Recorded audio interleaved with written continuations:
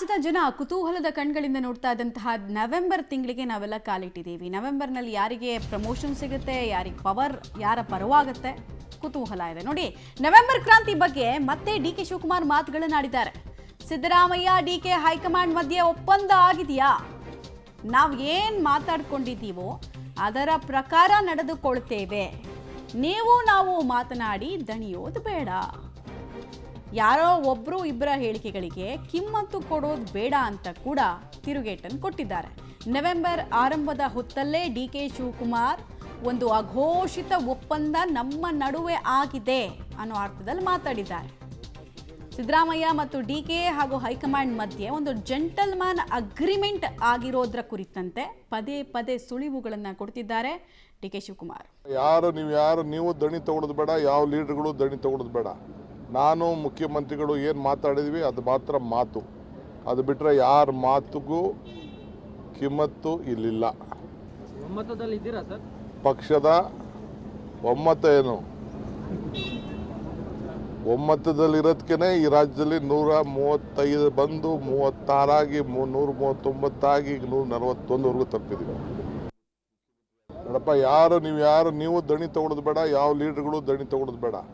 ನಾನು ಮುಖ್ಯಮಂತ್ರಿಗಳು ಏನು ಮಾತಾಡಿದ್ವಿ ಅದು ಮಾತ್ರ ಮಾತು.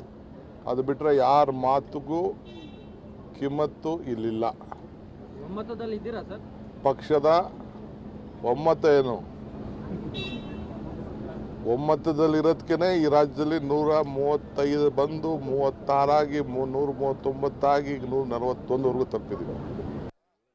ನೋಡಪ್ಪ, ನೋಡಿ, ಡಿ.ಕೆ. ಶಿವಕುಮಾರ್ ಅವರು ಅವರ ಸ್ಟ್ರೆಂತ್ ಮೇಲೆ ಆಟ ಆಡ್ದಂಗೆ ಕಾಣಿಸ್ತಾ ಇದೆ. ಡಿ.ಕೆ. ಶಿವಕುಮಾರ್ ಅವ್ರ ಮಾತು ಬಹಳ ಸ್ಪಷ್ಟ. ಹೈಕಮಾಂಡ್ ಮತ್ತು ನನ್ನ ಹಾಗೂ CM ಮಧ್ಯೆ ಒಂದು ಅಘೋಷಿತ ಒಪ್ಪಂದದ ರೀತಿನಲ್ಲಿ ಅವ್ರು ಹೇಳ್ತಾ ಇದ್ದಾರೆ. ಡೀಟೇಲ್ಸ್ ಕೊಡ್ತಾರೆ ಶ್ರೀನಿವಾಸ್.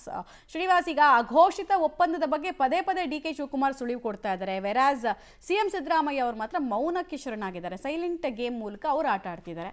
ಸೊ ಡಿ.ಕೆ. ಶಿವಕುಮಾರ್ ಅವರ ಮಾತುಗಳನ್ನು ಯಾವ್ಯಾವ ರೀತಿ ವ್ಯಾಖ್ಯಾನಿಸಬಹುದು?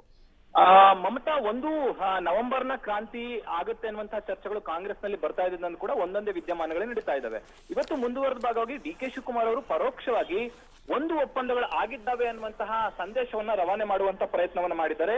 ಇವತ್ತು CM ಡಿ.ಕೆ. ಶಿವಕುಮಾರ್ ಅವರಿಗೆ ನಾವು ಕೇಳುವಂತಹ ಪ್ರಶ್ನೆಗೆ ನವೆಂಬರ್ ಕ್ರಾಂತಿ ಶುರು ಆಗ್ತಿದೆ ಅನ್ನುವಂತಹ ವಿಚಾರಕ್ಕೆ ನಾವು ಏನ್ ಮಾತಾಡ್ಕೊಂಡಿದ್ದೇವೋ ಅದರ ಪ್ರಕಾರ ನಡೆದುಕೊಳ್ತಿದ್ದೇವೆ ಅನ್ನುವಂತಹ ಸೂಕ್ಷ್ಮವಾದ ವಿಚಾರಗಳನ್ನ ಹೇಳೋ ಜೊತೆಗೆ ಯಾರು ಕೂಡ ಆ ನಾಯಕತ್ವದ ಬದಲಾವಣೆ ಅಥವಾ ಕ್ರಾಂತಿಯ ಬದಲಾವಣೆ ಬಗ್ಗೆ ದಣಿವಾಗಿ ಮಾತನಾಡೋದು ಬೇಡ ಅನ್ನುವಂತಹ ರೀತಿಯಲ್ಲಿ ಹೇಳಿದ್ದಾರೆ. ಮತ್ತೆ ಬೇರೆ ಯಾರೇ ಹೇಳಿಕೆಗಳನ್ನ ಕೊಟ್ಟರು ಕೂಡ ಅದಕ್ಕೆ ಕಿಮ್ಮತ್ತಿರೋದಿಲ್ಲ. ಅಂದ್ರೆ ಹೈಕಮಾಂಡ್ ನಿರ್ಧಾರವೇ ಅಂತಿಮ ಅನ್ನುವಂತಹ ಸಂದೇಶವನ್ನ ಡಿ.ಕೆ. ಶಿವಕುಮಾರ್ ಅವರು ರವಾನೆ ಮಾಡ್ತಿದ್ದಾರೆ. ಇದೆಲ್ಲದರ ಸೂಕ್ಷ್ಮ ವಿಚಾರಗಳನ್ನ ಗಮನಿಸಿದ್ರೆ ಹೈಕಮಾಂಡ್ ಹಂತದಲ್ಲಿ ಯಾವುದೋ ಒಂದು ಒಪ್ಪಂದಗಳಾಗಿದ್ದಾವೆ, ಆ ಒಪ್ಪಂದಗಳ ಪ್ರಕಾರವೇ ರಾಜ್ಯದಲ್ಲಿ ಎಲ್ಲವೂ ನಡೀತಾ ಇದೆ ಅನ್ನುವಂತಹ ಸೂಚ್ಯ ವಿಚಾರಗಳನ್ನ ಡಿ.ಕೆ. ಶಿವಕುಮಾರ್ ಹೇಳಿರೋದ್ರಿಂದ ಮುಂದಿನ ದಿನಗಳಲ್ಲಿ ಆ ಒಪ್ಪಂದವು ಜಾರಿಯಾಗುವಂತಹ ಸಾಧ್ಯತೆಗಳಿದೆ ಅನ್ನುವಂತಹ ಸುಳಿವನ್ನ ಡಿ.ಕೆ. ಶಿವಕುಮಾರ್ ಅವರು ಕೊಡ್ತಿದ್ದಾರೆ ಅನ್ನುವಂತಹ ಅನುಮಾನಗಳು ಅವರ ಮಾತುಗಳಿಂದ ಬರ್ತಿರುವಂತದ್ದು. ಮಮತಾ, ರೈಟ್, ಧನ್ಯವಾದ ಶ್ರೀನಿವಾಸ್ ತಮ್ಮ ಮಾಹಿತಿಗಾಗಿ. ಒಟ್ಟಿನಲ್ಲಿ ಡಿ.ಕೆ. ಶಿವಕುಮಾರ್ ಅಂತೂ ದಿನ ಕಳೆದ ಹಾಗೆ ಸ್ಟ್ರಾಂಗ್ ಆಗ್ತಾ ಇದ್ದಾರೆ. ತಮ್ಮ ಹೇಳಿಕೆಯ ಮೂಲಕ ಸ್ಟ್ರಾಂಗ್ ಆಗಿ ಒಂದು ಪೊಸಿಷನ್ ಅಂತೂ ತೋರಿಸ್ತಾ ಇದ್ದಾರೆ. ಅಂದರೆ ನಾನು ಸುಮ್ಮನೆ ಈ ಬಾರಿ ಕೂತ್ಕೊಳ್ಳೋನಲ್ಲ, ನಾನು ಕೂಡ ಸಿದ್ಧತೆಗಳನ್ನು ಮಾಡ್ಕೊಳ್ತಾ ಇದ್ದೀನಿ, ಅದೆಲ್ಲಕ್ಕಿಂತ ಮೇನಾಗಿ ದಿಲ್ಲಿ ನನ್ನ ಜೊತೆಗಿದೆ ಅಂತ.